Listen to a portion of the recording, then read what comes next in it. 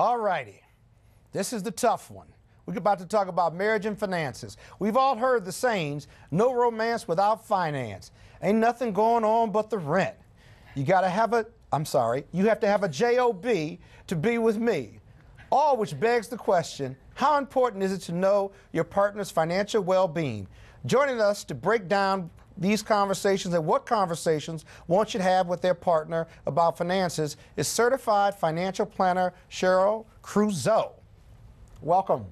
Good morning. Welcome. Thanks for having me. Absolutely. So we've all heard about marriage and the difficulties of it, and it's a lot more than love. It's a true partnership, right? Absolutely. But finances, you know, how you spend, how you save, that comes with the marriage because both persons have developed their spending and saving habits prior to the relationship. You're exactly right. Can you talk a little bit about that? And most of us are attracted to people that are opposite than we are.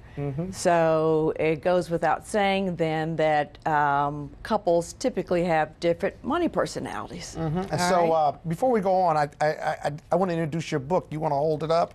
Real Lives, Real Money, The Road Back to Prosperity by Cheryl Creuzot. You got that already? Okay, good. All right, I'm sorry. I just wanted to promote as much as I could. I wanted to say, other than infidelity, that money is the #2 cause of divorce. Give me one example of why money and finance would cause a divorce in a marriage.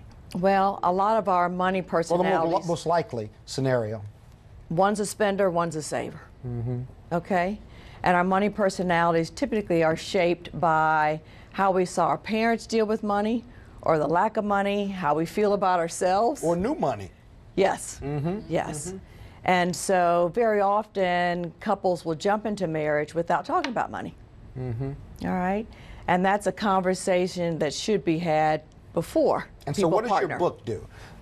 Take us through your book in summary fashion about addressing those issues before you're married or even after you're married. Okay, all right. So we recommend that before people partner, that they sit down and talk about some of the hard things, all right?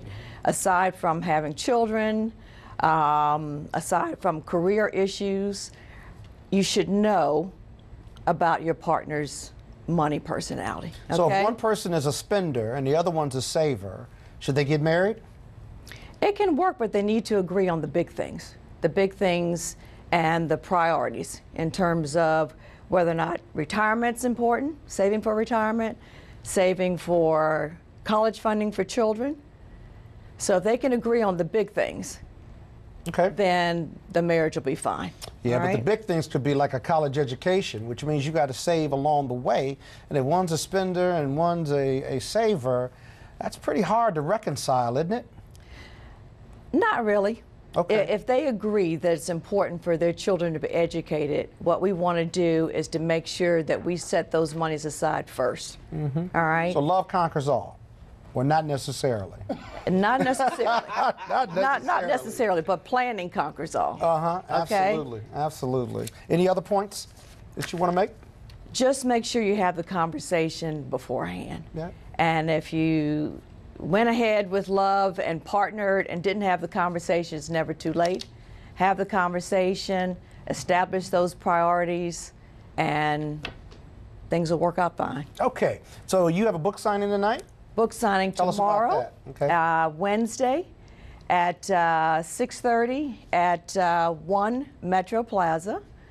And we hope everyone will come out here in D.C. Yes, terrific. That's Ava, right. you got a quick question? Yeah, so, you know, when you have these different personalities, does it make sense for people to sort of pool money and work out of one account, or should couples maintain separate accounts? It depends, all right? Oftentimes we have very busy couples, and so keeping accounts separate is fine, and deciding who's going to pay what out of what account works out fine. But I like to put the goals on automatic pilot. So your emergency fund, your retirement, college savings, those things are on automatic pilot. You can spend the rest with no problem. Yep, Deontay? What happens when you have, per se, the one of the spouses that are working and the other one is staying home? Okay. How do they, basically, is the breadwinner, is he the one that makes all those decisions, or do they make those together? Should make joint decisions. And what if they can't agree? That's when they have a divorce. Really? Am I the only one married on the panel?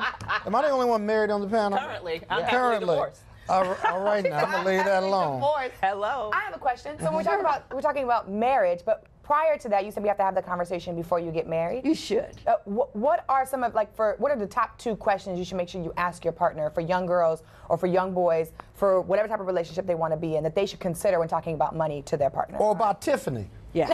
About Tiffany. So What should she be talking I'd to them want about? to know, what are your career plans? Okay. What are your assets?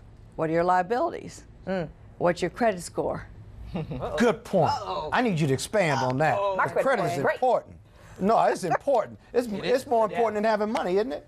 Yeah. It is. And of course, student loan debt too, then, right? That's right. But a lot of It's people aren't knowing what having those someone's conversations liabilities are. anymore. No. Right. And these are the things you want to know before you get married. Okay.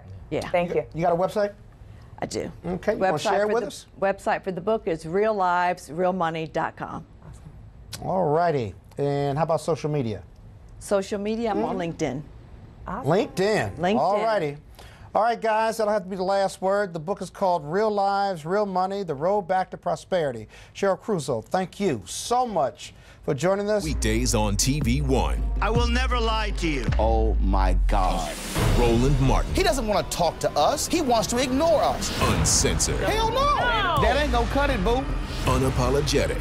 No, that is fundamentally false. You are wrong. He Unfiltered. wants an America where we all look alike. He ain't talking about black people. Unrelenting. You better go work out, because you got a fight on your hands.